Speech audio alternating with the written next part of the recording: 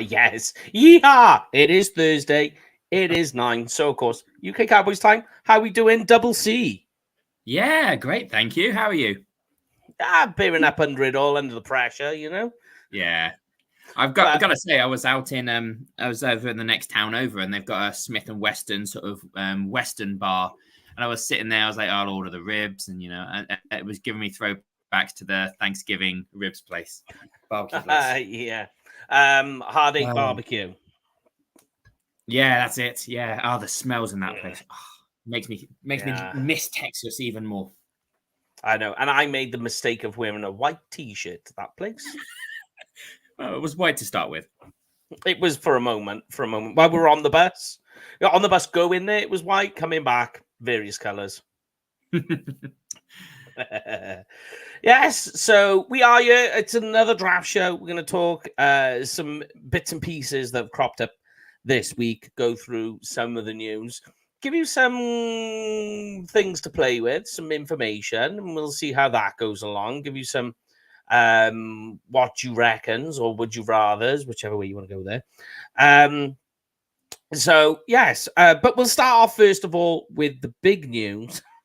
The big news that there was a signing this week. Chuma Edoga. Now, I put on the I said, look, I'm a fan of keeping Chuma, right? And I know this sounds stupid because people are just like, and I get it. I get the whole the negativity that surrounds it, yeah. Because at the end of the day, Cowboys haven't done a lot. The moves they have made have been paper thin, and you see all these moves going on, and the Cowboys come out and go, and we've signed a backup tackle. Right, I get that. But think about it this way. There's a lot of change in the roster, especially on the offensive line. Losing some pieces. There's some guys on here that have question marks, some various unknowns with it all. But Edoga is actually, and now I don't like Edoga the guard, but I do like Edoga the tackle. The tackle isn't bad. Now, remember, he's a backup tackle to begin with. So he's not going to go out there and set the world on fire. He's not going to make these crazy moves. But he's not going to go and get you killed. He's not going to end the game. I know kind of against Miami that did happen, which is kind of why it leaves a sort of a weird taste in people's mouths, this signing. But I think as a veteran presence, as a guy who's there to give you some depth on the offensive line and holster you and keep you afloat at a time when there are various questions, I think this is a bad signing. He's going to be on a vet minimum. That's another thing. Not a bad signing myself, but give me your full run. I've been speaking for the last 5 minutes, Craig, on this. So give me your take on what you think of the Chuma Edoga signing. Yeah, I think it's very similar to you. I mean, it's just a group of positions we can't afford to have to fill with so few picks and the lethargy with which we've bolstered the roster. We couldn't afford to lose anyone else. He is, as you said, he's reasonable. He's not setting the world alight, but we're going to cause major issues. So yeah, it's necessary, I think, is the word that sums it up. Vet minimum. Hey, Jamie. And just, it's okay. He could be a really good mentor to whoever we select. Hope so. He could be just a name on the roster that ends up being cut. Who knows? But I don't think after the draft we're going to make huge moves in which he'll be fighting for that backup position. Yes. Hello, Jamie. The Godfather is in the house. Sorry, Craig. I heard you say hi. I didn't want to cut in. Sorry, mate. No, you're all right, mate. We was just talking about the Edoga signing, and I'm saying it's not a bad move. It's short-sighted will tell you, oh, the Cowboys aren't doing much. This is another boring signing. When you read between the lines or you break it down quite further, having the veteran presence, having a guy who's there for depth at a position where there are huge question marks, it's not a bad signing. It's depth. I'll agree with that. This is no knock on the guy. Just I think, like I said, I think if the Cowboys go into the season with him as a starter, I think we've gone backwards on the offensive line. Hopefully, then, like I say, saying that, hopefully I get proved wrong. But like I say, the versatility is there, isn't there? He can play outside and he can play a bit of inside. So it's one of those in it where I think it's more of a depth signing than maybe a starter. But who knows? Yeah. Like I was saying, though, Jay, I think the biggest reason people are frustrated with the signing is just because it's just like, it's not a star signing. It's not somebody who's going to come in and change it. It's just another depth signing. And I think that's what's frustrated people. I don't know if that's how you feel about it. I get it, just for the fact that if you look at who we've lost on that line, and the comments that the powers that be for the Cowboys front office have come out and said, then kind of backtracked, and then kind of was like, well, we're all in on it, or however you want to put it. They kind of reworded how they said it, which I get the frustration. One of them, I was very frustrated with the comments, and we've said it countless times, not just us three, but everybody that watches and the rest of the guys that come on from the admin. This team's essentially been non-relevant for nearly 30 years now. So then for the first time probably in that time, the words that came out of Jerry's mouth was, we're all in. I don't think it's ever come out of his mouth that way within that 30 years. So for him to say it, I would have expected, I don't know about you guys, but I would have expected some big moves in free agency. I know we haven't got the cap space, but if you're just going to come out and say that, then that should have been sorted weeks, if not months ago. I know there's the whole Dak situation that's got to be sorted out, but that should have been sorted out. So it's frustrating, and then like you look at it and think, well, are we in? Are we not? And then I had I've had a bit of a conversation throughout lunch with Steve, just to kind of what were his thoughts going into the draft? Is he looking forward to it, kind of stuff? And it was like he was a bit frustrated, and it was also like, well, I think the big thing out is saying that one thing we were talking about.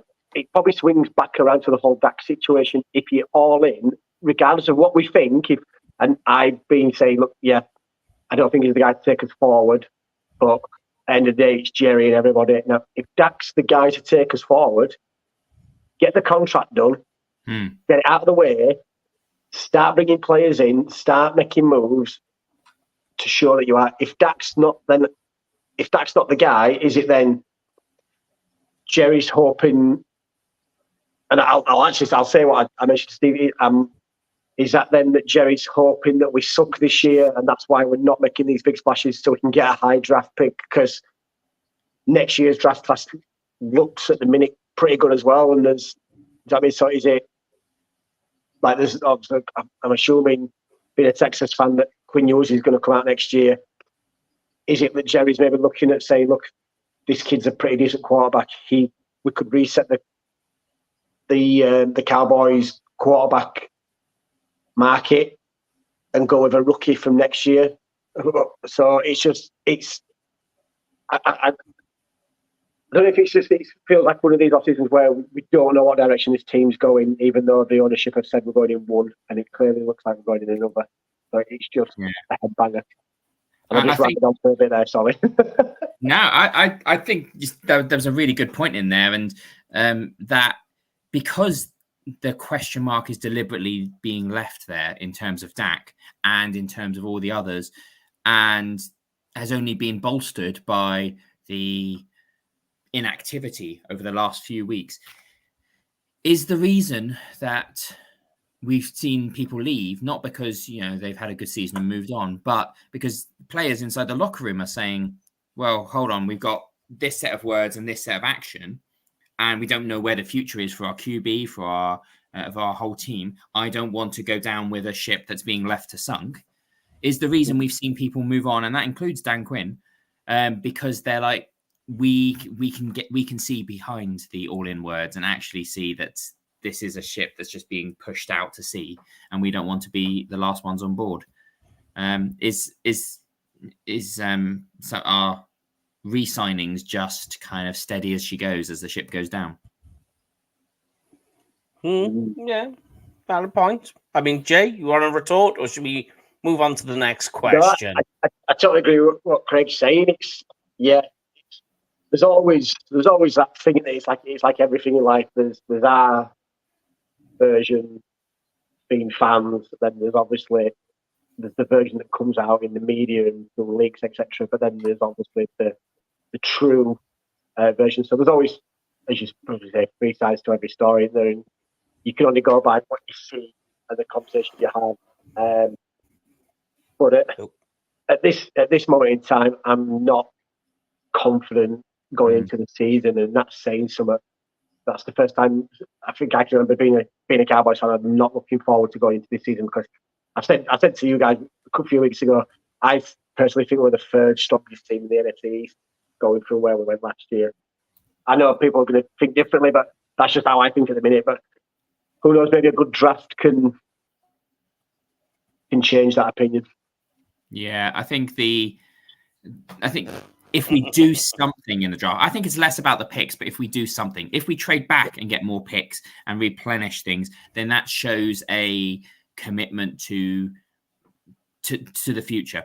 If we move forward and say, that's our guy, we are going to move heaven and earth and get him and then rebuild from there, that shows a franchise that actually has a direction.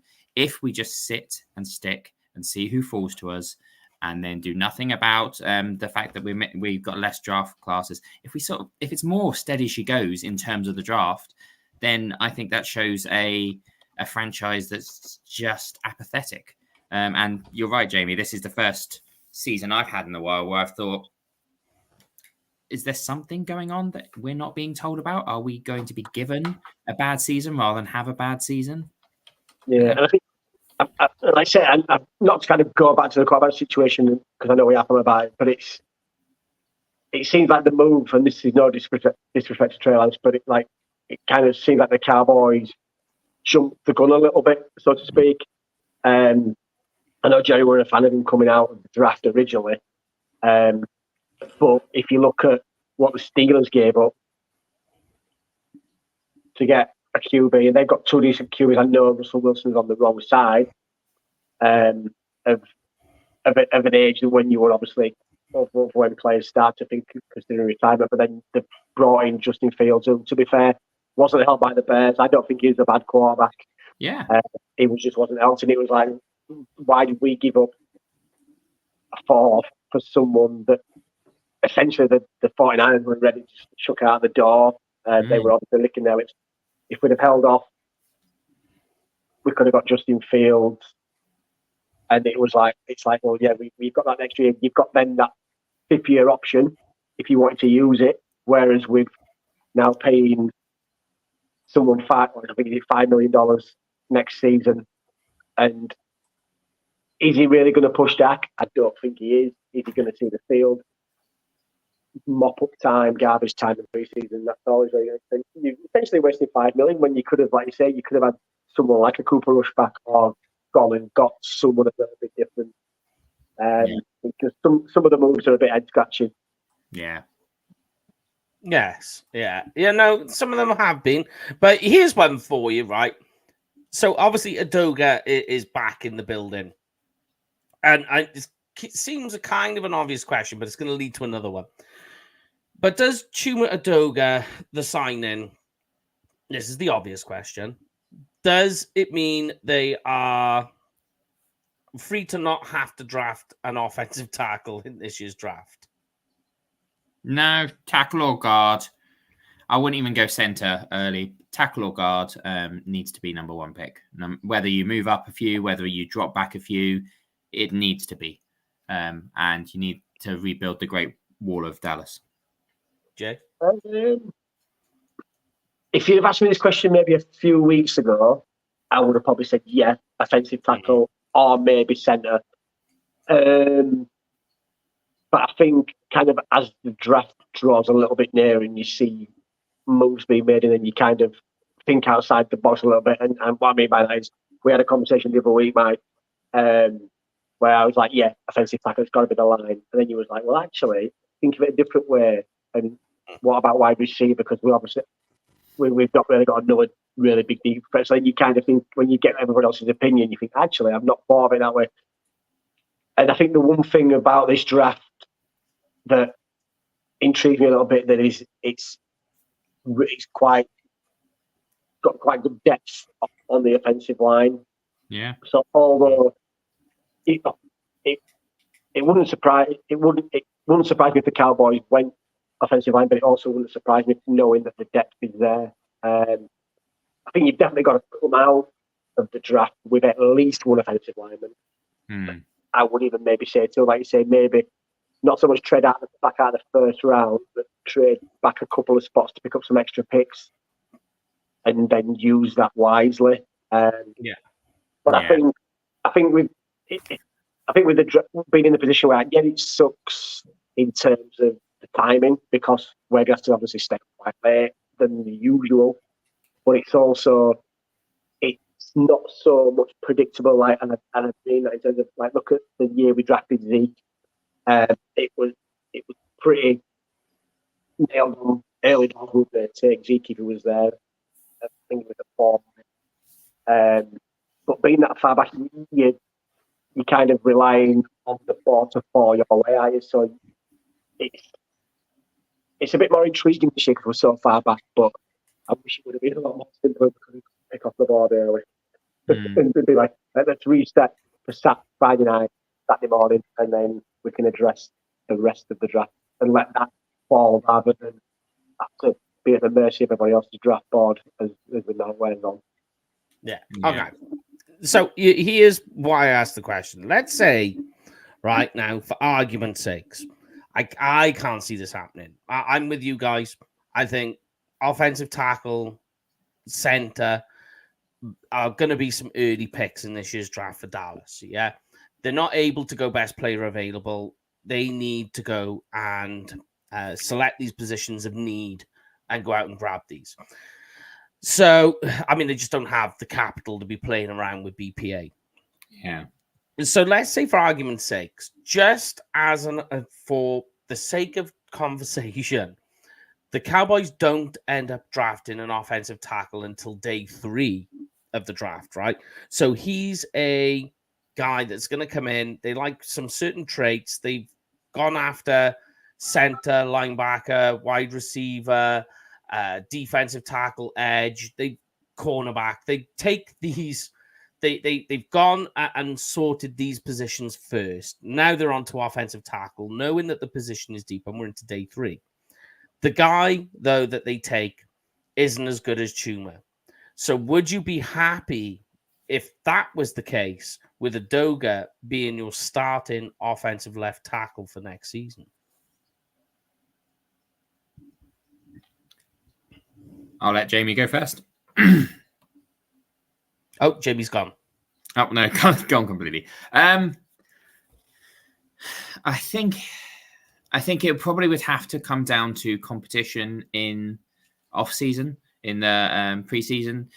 If this is a player that you're saying, well, actually, he didn't get as many reps, he didn't get as much of a chance, maybe it was in the wrong system, and actually, let's keep him working up until October, November, and we can get a real star long term. This is our building block for the next 5 years. Then okay, maybe put Adoga out early and just let the new guy brew.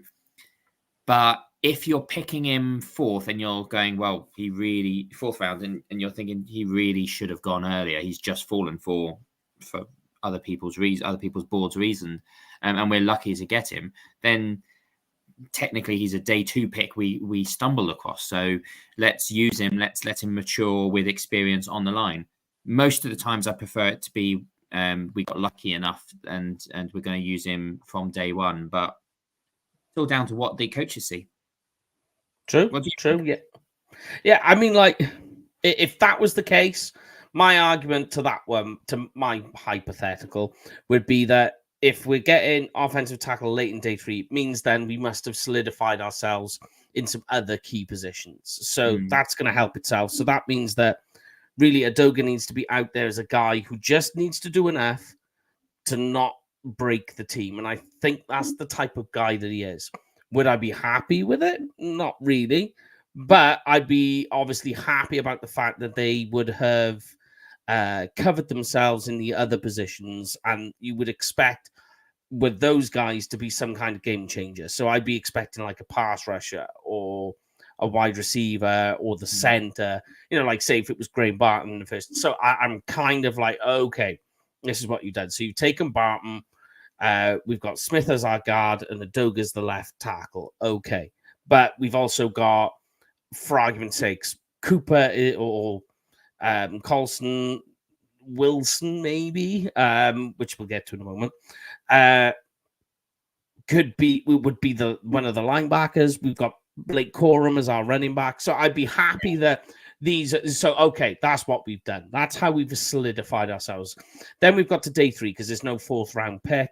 We now get into the 5th round and we're picking up an offensive tackle here. And you're kind of like, right, okay. So it would be, so that's why I think the Adoga signing it has that extra value incentivized into it. But would I be happy? But I can see that and that's why I asked, because there's a very strong possibility that, say, Jackson Powers-Johnson or Graham Barton is your 1st round pick. Okay, there's the center sorted. Your 2nd round pick, say that's linebacker. Your 3rd round pick, running back. Let's say we get now an offensive tackle, so we use him with one of our compensatory picks. But then he's a 5th round guy, and although he's okay, it could be that the hand usage isn't quite up to standard. Maybe he needs to get a bit more sand in his pants. There could be any number of reasons why, and then that means that Chuma Adoga is your starting left tackle for the year. Yeah. You kind of be like, okay, maybe not for the year, but he's certainly your starting left tackle week 1. And with that hypothetical being the case, I would kind of be like, but I'd be happy that they solidified themselves in these other positions. We've got Barton, we've got Cooper, we've got Blake Corum, or Trey Benson. You kind of, that would be how I would look at it personally. So, but it's a very real possibility that happens. That they don't take the tackle early, they take him late in the draft, and he's going to be a guy that has to come up a little bit to be able to take the position off Adoga. I think there's a time to, if we know that going into the season, there's a time to scheme for that. So knowing that not a vulnerability, but just not a strength at that left ankle yet, then perhaps then you go out and pick up a cheap free agent running back who's really just, or a fullback just there to block and strengthen that side. So there's still time if we pick up a development at offensive tackle to build a system that allows him time to grow. Who knows? I'm just saying that it's a very strong possibility. And come week 1, or certainly when we get into camp, Adoga is your starting left tackle. That's what I'm saying. Why I've asked those questions to get us here. But okay, let's move on to the next one. Right, guys? This is my one for you. What would you draft first if you have the choice? It is however you've lined them up on your board. Your highest rated offensive tackle and your highest rated offensive guard or inside offensive lineman. What would you choose over either one if the choice was there for the Cowboys in round 1? Jamie? Sorry, in terms of what? Sorry, because some of the stuff I missed, because I apologize, I call it extra. Just saying that if you had the choice of offensive tackle or inside offensive lineman in the 1st round, they're both your highest guys on your board in their respective positions. What would you choose? That's a tough one, only because I know there's all this stuff in there about kicking Tyler Smith out, but I think Tyler Smith better inside. Yes. That's not to say that he won't develop into that, because I know he was brought into that. Yeah. I'm going to say inside, but more specifically centre, just for the fact that you've got to have. I'm not saying Dak and Dallas didn't have that trust, but you've got to have that high level of player. Then there was still a bit of dodgy play here, there, and everywhere the last couple of years, and especially when you lose someone like Travis Frederick, you've got to. Bianis was more kicked inside, and he kind of essentially had to learn the centre position, didn't he? And he ended up becoming a full-time starting centre. Whereas I think we need someone that can come in and play it straight away and can play it to a high level. And then that brings then a bit more confidence around the rest of the line. So I would say more specifically centre, and then worry about further out, later down.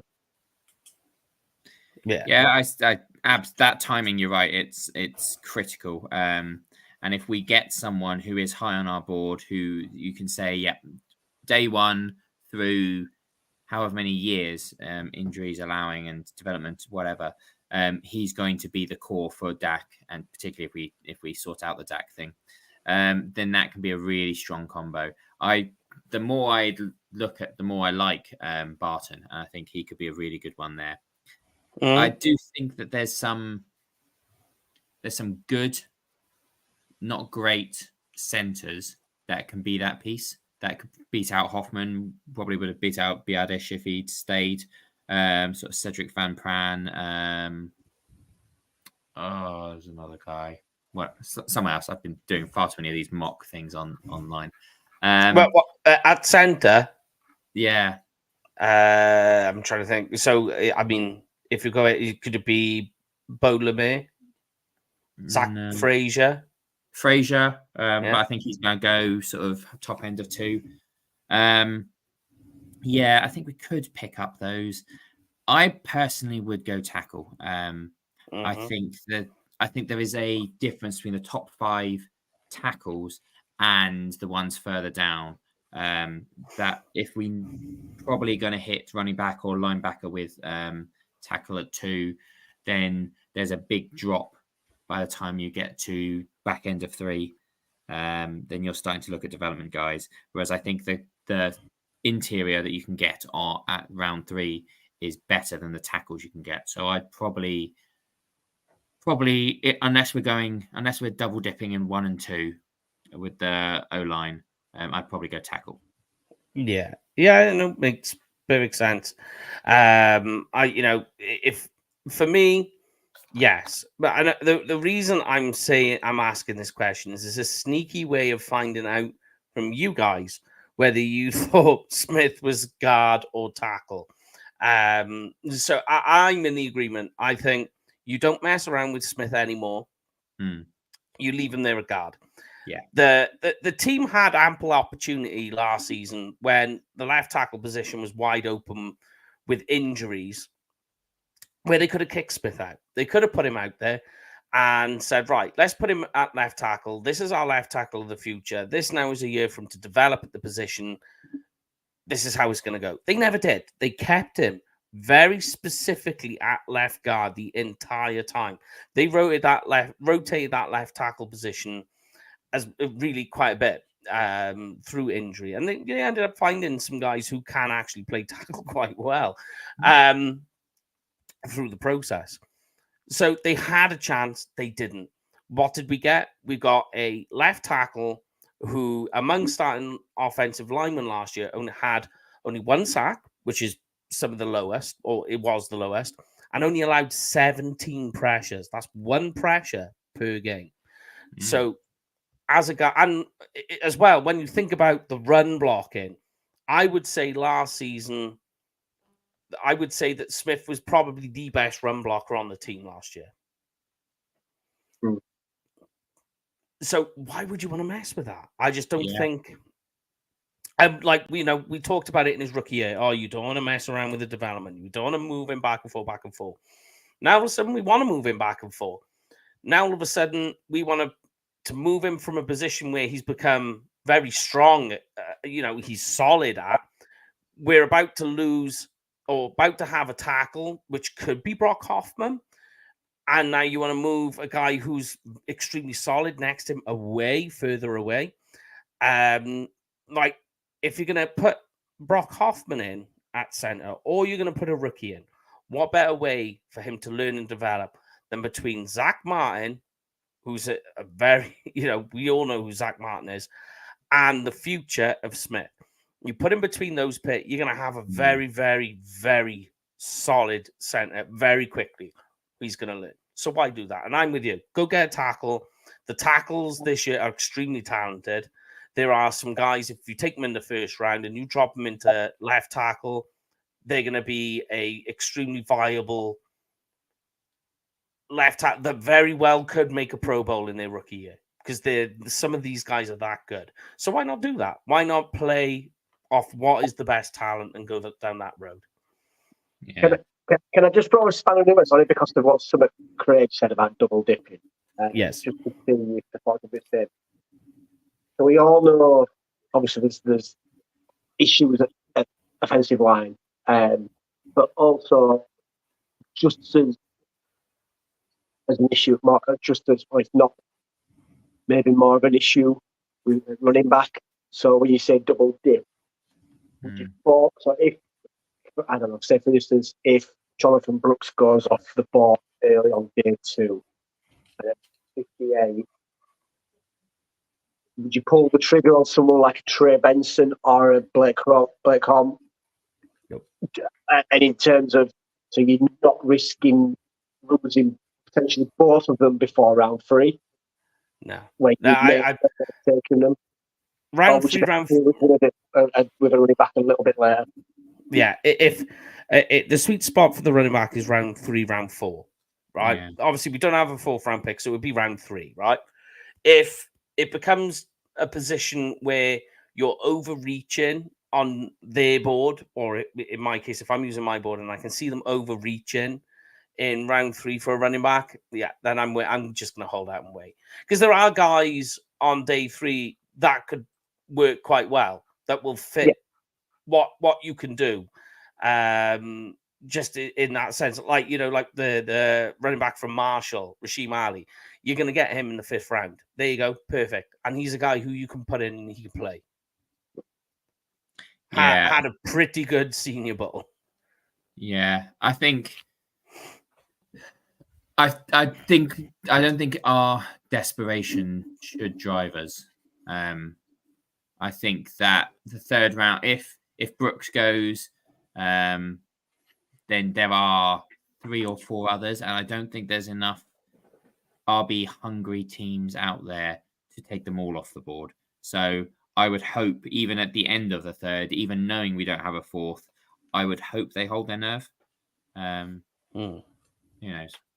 Yeah, that would be the way I would do it. Like, I'm not going to overreach on running back in the 3rd, especially with the fact that if my 3rd round running backs are off board, because I haven't got a 4th round pick, I don't want to be overreaching, because I'm just doing myself, you know, you'd be doing yourself a disservice for whatever work you've done in the previous 2 rounds.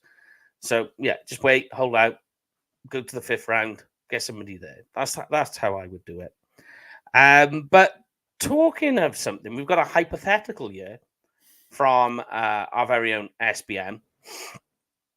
So he's saying CeeDee Lamb contract negotiations, just saying hypothetically, yeah, they don't happen. Buffalo come knocking to replace Diggs, and R. Jones going to be tempted with the right offer. I say absolutely not. Yeah. What do you guys say? I have a big reason why not, but go on, give it to me, guys. Absolutely not. We are our wide receiver 2 is getting on a bit, and we haven't got him for long. So it's not like before with Cooper, we had a 1B ready to step up. The we'd have to get as big a trade, as big a promise as they're talking about the Buffalo Bills would have to do to get up to sort of 8 to 10 to get Romaduze. So you're looking at a 1 and a couple of 2s. I just don't think that is enough. Plus, I think CD is enough of a face of a franchise. I don't think they'll do that. I don't think there's enough discontent that CD would want to make that much of a move. I don't think Buffalo have enough ammo to do it this year before this draft. I don't see any of the conditions for it. Yeah, Jay. So I agree with what Craig says, but that in turn, I mean, if you'd have asked, if Craig would have made that comment a month ago, I would have 100% agreed. But with how the offseason started so far, it would not surprise me one bit if the Cowboys, like you say, just with the comments that the front office made, and then how they've kind of turned on that and being like, well, we've said it, but it's so then he's envisioning it. We're gonna reset next year, not so much rebuild, but they're not using that term, so they're gonna reset the quarterback market for themselves next year. Let Dak walk, draft somebody, take some.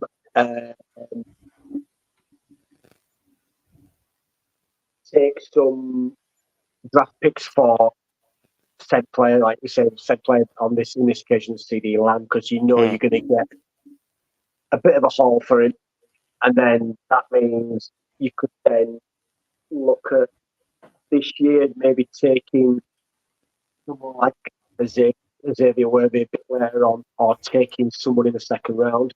You know what I mean? So it's like, it's how the kind of shifted from we're all into there's no movement. It wouldn't surprise me if the Cowboys let him go. Hopefully they don't, because like I say, if you're gonna reset it and go in a different direction, you need to at least give QB a really good wide receiver one. That's not to say that anybody in this draft's not going to be one, but you've got one there that's not long had a new contract, that's not long got some money. So why not build the offense around that and give him a true wide receiver? And then saying look at the other position. I just don't know. It's the first time I've been really confused as a Cowboys fan, because I just can't see the direction that this team is going in. So not as much as it would really pee me off, but it also in the other hand, it wouldn't surprise me if they let him go. Yeah, that's a good point. That if there is any hint about Parsons or about, I know they've said, we're not going to continue, but if there isn't even any hint about Parsons or Dak or Lamb being open for offers on, then I think all the uncertainty goes away. I think you're right. It's a reset. It's a clearing shop kind of situation. And I would be really angry at that, because why wasn't that something that was done? Because they said the lethargy around the rest of the free agency was because we've got these big things in the future to deal with. If you knew that you were considering them putting it out the door, then actually you've got space. You could have, you could have made moves. You could have done something earlier. It seems like if that is even part of their thinking, then alarm bells go off. Yeah, and I think one of the things that started to get me worried in the off season, at the start of this off season, where they apparently went all in, was everybody. Well, we'd known for quite a while. That's not disrespect to Tony Pollard, but we just knew he wasn't really a running back one. That this off season, we needed a running back one. There were some really good players out there. Yeah, I know. Here, a lot of money gets thrown around, but if you're going all in again, you pay them big bucks. we didn't go for any of them. And it was when the reports came out that we looked at, was it Moss that went to the Colts? I could be not wrong with the name. And they paid him, they gave him a two-year contract at $4 million a year. And the Cowboys said that they couldn't really afford to pay that, and he was a bit rich. And it was like, come on, it's like, if you're all, you need to have a really good running game, and if they weren't willing to pay $4 million for a running back that had done pretty well, and that was relatively cheap for some of the money that had been laid out previously over the last couple of days before. And it's like, well, this is clearly not the direction the Cowboys are going, because they're not willing to spend at least $4 million a year on a running back. Yeah, agree. And Brian coming in, letting us know Lyle Collins is off to the Bills. After we just talk about, could the Bills come up for CD Lamb? We got jinxed. But I mean, returning to SBM's comment on, do you reckon? I say no. 2 reasons. He's too expensive for what the Cowboys would be asking for. There's just way too much, and that's mostly down to the fact that there is so much on offer in this year's draft. So because there's just so much on offer in the draft, it dilutes what you can get in terms of a trade. So the Bills are obviously doing a sort of a wide receiver rebuild. Diggs is too expensive. Diggs, funnily enough, his contract that we're seeing, and Brian made the comment in the chat before, and he's absolutely right. It is the same as the Dallas Cowboys with Amari Cooper trade. People are saying, "Oh my God, I would have offered a second." That it's not. Forget about the extra picks are superfluous. That's a way to get the Houston Texans to take on the contract, because the contract is so expensive. It's just too much for them to handle. So they have to offer them extra to be able to take it, which is what we did with the Browns with Amari Cooper, because it's just too much to handle, basically. So yeah, that was an interesting comment. Got another one now, and this is quite a good one, because it actually segues into the next thing I'm going to ask you guys. So Joe asks, did you expect Diggs to go to Houston? I didn't expect him to go to Houston, no.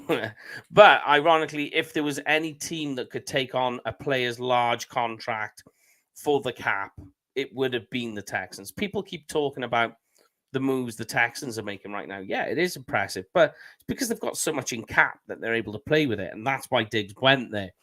But here's my question, guys, for you. Who wins the battle this year when the Cowboys face the Texans, when it's Diggs versus Diggs?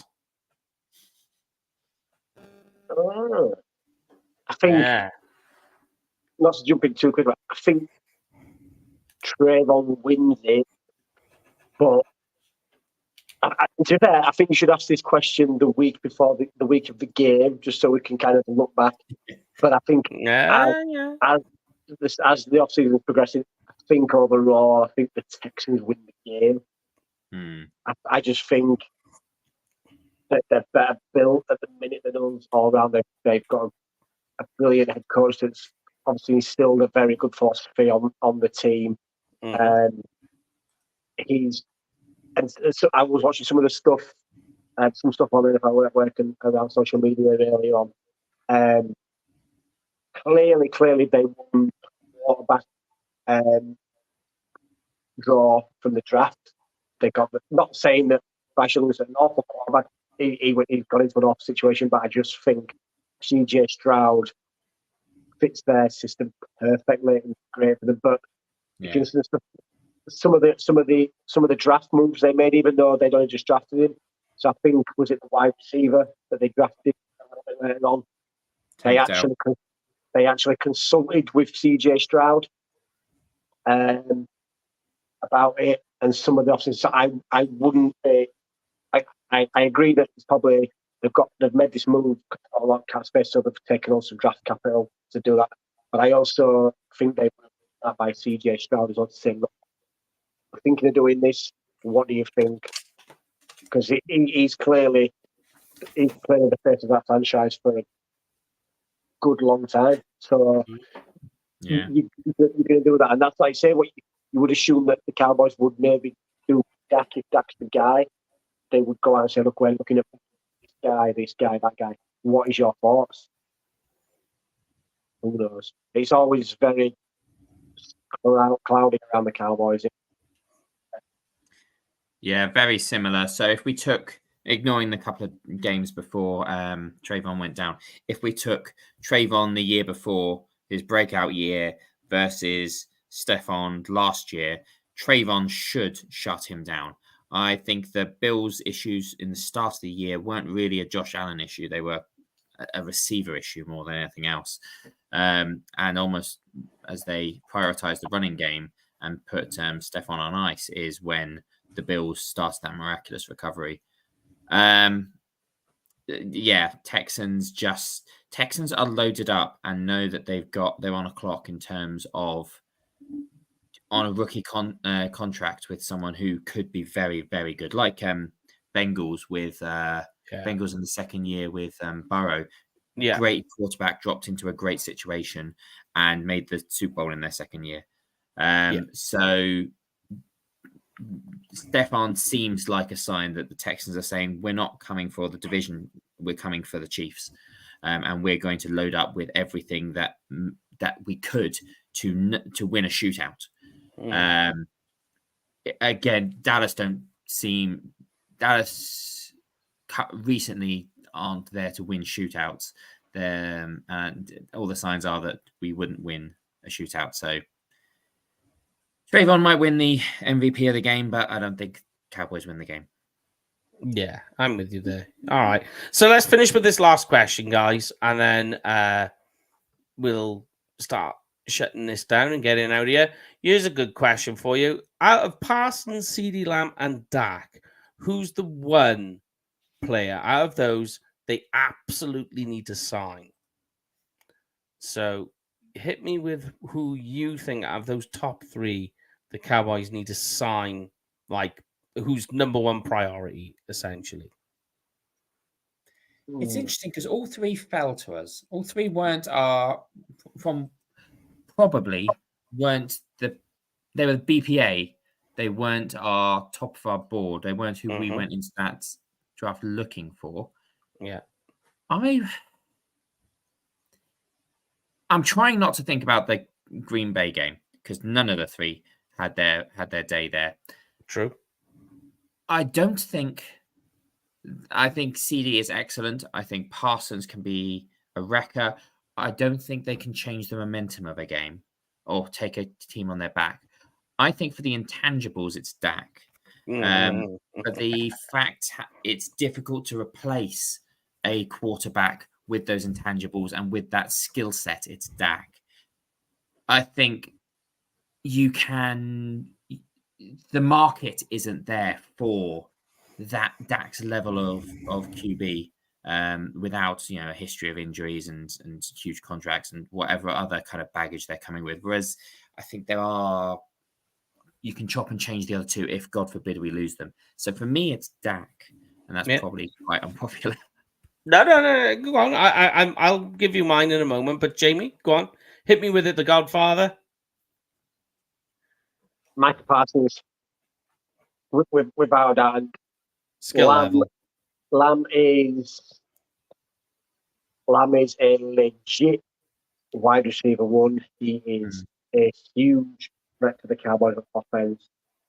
But for me, Micah Parsons is head and shoulders the best player on this roster, and it's not even close. And that's not to take away from anybody else. Like I say, Lamb is top 5 wide receiver for me in the NFL. Zach Mine is the best guard in the league for me.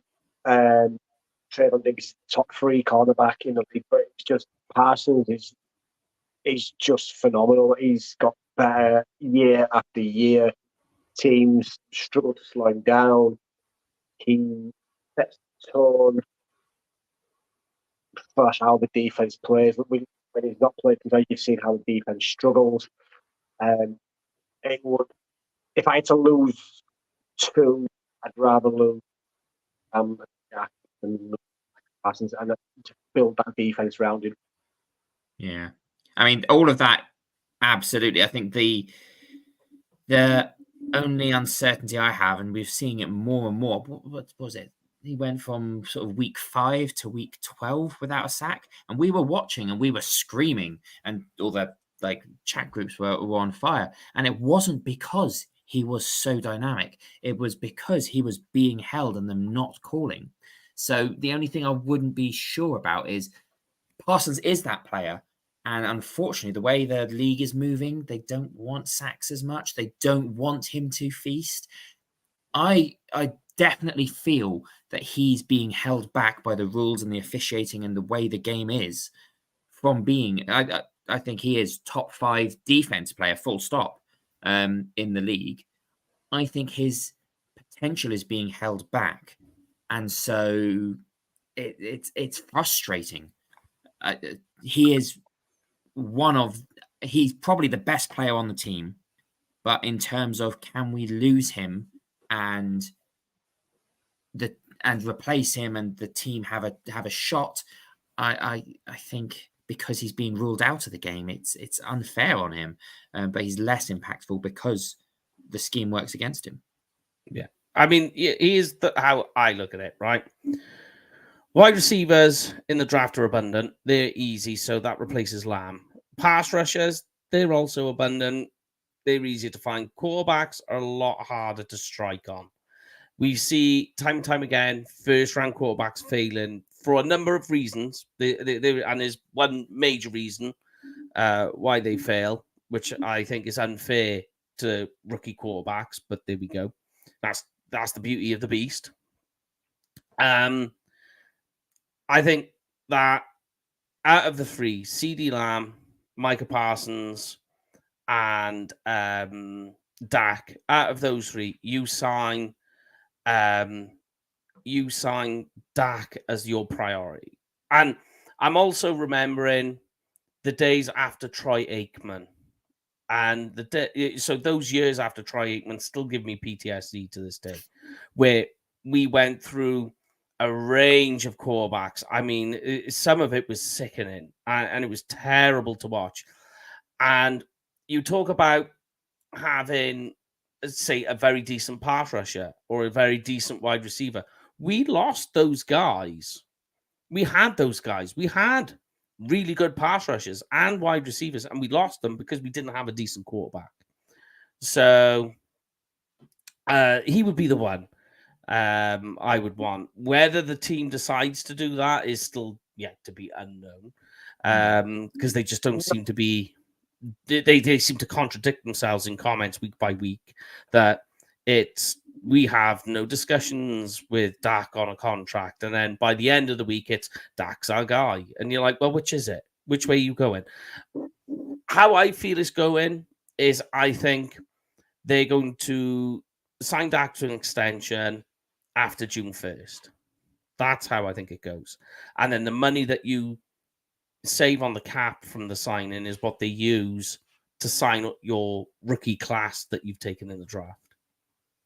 Say, I was just going to say what that's half on more about it is, do you think that is the guy? Because would the Cowboys have not got this done earlier, and also with how they got stung when he signed this contract, because the Cowboys could have got him for, and this is not saying this is no disrespect or anything, but it's a business in it. They could have got him for $10 million, or were they saying around $10 million cheaper if they signed him earlier last time, and they didn't. He balled and he balled out.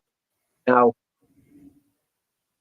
the Cowboys surely wouldn't be stupid enough to, from a business standpoint and a cap standpoint, to let this play out in this season and see how he plays. And if he doesn't play well, try and lowball him, or just say, well, we'll let you walk. Or he absolutely balls out and it just completely prices him out. If they think he's the guy, completely prices them out of getting him because the market's just going to be so high for how he played. Yeah. Echoing what you were saying earlier on a different question, I think a few weeks ago I would have said they're going to lock up Dak. This is just like they did the 2 times before. This is just them messing around. This is just them maybe trying to squeak a deal or trying to stay in the headlines or anything, Cowboys-esque. I don't know. Enough that I'm thinking, is it worth getting a Dak shirt this year? I don't know what direction, or even if the Cowboys have a direction of travel. And by this point, I'm 50-50 on whether they would take it right up to the last minute to risk it. And Dak goes, you know what? I've made my money.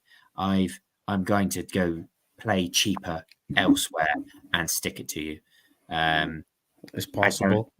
And then however many other, go with him, but how many other players say, well, we're not going to rest my short career on this uncertainty. I'm going to go find someone else, somewhere else. See, I'm not as savvy as you guys on the salary cap stuff. So just thinking. So I know, like when they cut players, they can designate them, can't they, and say, right, they're going to be a cut after this. Yeah. So could the Cowboys have? So if the Cowboys would have already done a deal with Dak to get this done, could they have assigned it to basically say a June 1st window so that they can have it from there? Yeah, but there's no point in doing that because his dead cap is way too much.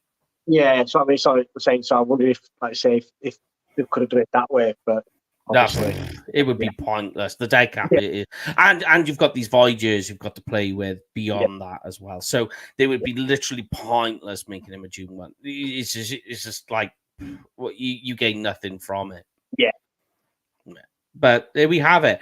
But all right then, let's get on and pay the bills, guys, and we can get out of here. Godfather, you're on, so you're in on this one. Come on and hit us with it, mate. Yeah. If you are thinking of heading out to watch the Cowboys in Big D in 2024, make sure you hit up the sponsors of the podcast and our good friend Cowboys Experience for game tickets, stadium tours, meet and greets, much more. Us3 was part of the tour last year at the UK Cowboys Fans Thanksgiving tour, and went out there so we can all vouch for it. Had a great time. The current players, former players, I think it was there. It was Kenny Gant and the original 88, Jules Pearson, and cheerleaders there, bunch of fans from all around the world. Great day out. Juan Thomas was there. Juan Thomas. I think there was Sam Williams, to name a few. Yeah. So if you're going to go there and want to maximise your trip, make sure you hit these guys up. And when you use the promo code of UK Cowboys, because if you do, what do we get, boys? Free stuff. Yes. So, that is it from us this week. We will be back Tuesday. We will do another Project Prospect where we're looking at pet cats in the draft. So that should be a fun show. That is on Tuesday, 9 p.m. UK time, 3 p.m. Central time. So make sure to tune in. Have a great weekend. Stay safe, guys. I started with the first word of this show. So these boys have got the last word. Have a great week, folks. Go for it, guys. And thanks for tuning in, guys and gals. Have a safe week. The draft is nearly upon us. And as always, go Cowboys. Go Cowboys. Show a pulse. Give us heart.